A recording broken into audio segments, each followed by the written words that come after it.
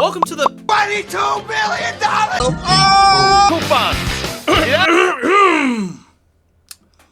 Welcome to the 2019 Plus Cadillac XT6. The Cadillac XT6 is a gem that will transport families across America for you on Turo all through 2023 and on. The Cadillac XT6 is the cooler, fancier, and more sophisticated brother of the Chevy Traverse, which is what this means is you get American tried and true plastics with some refinement. You get leather, screens, a third row to keep your demon children at bay, more screens, chargers, and again, more things to keep your demon children at bay while you're renting the car. Before going any further, I would love to say please like and subscribe to this video and channel. I'd appreciate a ton of you making these every week. The Cadillac XT6 is a widely slept on car due to reasons unknown to me. I don't really quite understand where it sits in the market, as it's a 3-row American SUV, and those typically sit in the high 40s. Now, the Traverse does sit in the low 30s depending upon what spec, but the XT6 is a nicer vehicle. It's a more luxurious experience. I would think it'd be in the mid 40s. Now, with American cars, there are issues. You know, there's going to be mechanical problems with the vehicle, but that's as to expect with the poor manufacturing we have here in the States. You also are going to be working with a 4-cylinder, 6-cylinder from GM. Take that with a grain of salt. They're not the best motors, but they will be reliable if you do take care of them. Today, as always, we're going to be breaking this video into 3 parts. First part being is going to be finding the vehicle and what is a depreciated out one look like, or a high mileage example. Second part is going to be total cost. We're going to be including depreciation expense, maintenance expense, insurance, financing the vehicle, and that's going to essentially give you what you need for profit. Third, it's going to be what I think, where I rank this car in the list of many vehicles that I'm going to be going over. First is finding the vehicle. Now, these cars range from the mid-30s to high 40s, depending upon what you're looking at. Today, we're going to be looking for a low mileage example under 45,000 miles, 2020 plus, a black example, which I'll get to in a minute, and one with a 3rd-row seat. If you get the 2-row, you're honestly just stupid. Now, the one I'm looking at today is one around $37,000. This is a nice example, again, in black with a 3-row. It's got low mileage and, of course, 1 owner. I really like this vehicle, and I think it's the perfect car to take a look at today. Now, I'm also going to be taking a look at a high mileage example. This high mileage example has about 80 to 90,000 miles on it. That's actually honestly amazing because it's $34,000. That's right. A car with almost triple the amount of miles is only $3,000 less. That means probably about only $1,000 a year in depreciation cost on the vehicle overall. Now, you might be wondering, why are the prices on these so close? I think the prices on these are so close is because the 3-row category, again, in American SUVs is extremely competitive, but the price ranges try to stay the same.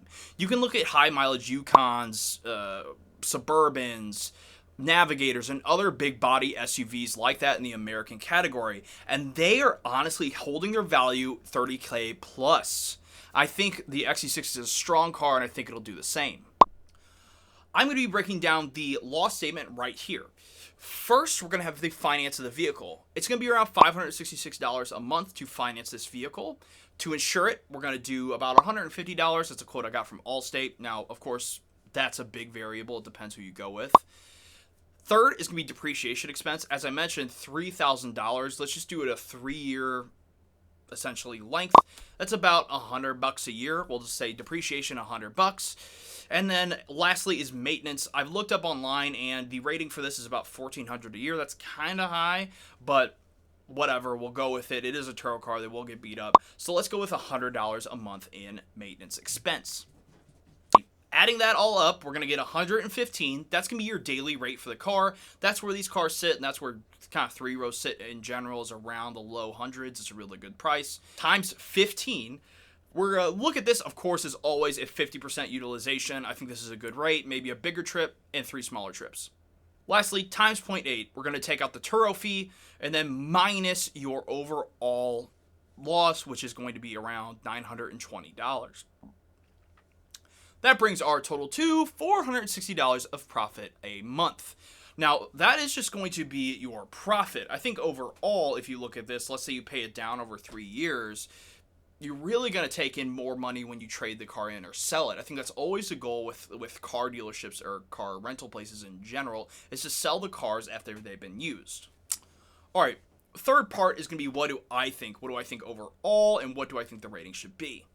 Cost to rent ratio is around an 8.3. I think overall the car's a little more on the expensive side, but the rate itself is strong. Liability rating is going to be a 9.2. Now with all American cars, they get a half point off just in general right from the get-go. You never really know what you're going to get with an American vehicle, but I think overall you're going to find this to be a reliable car if you take care of it.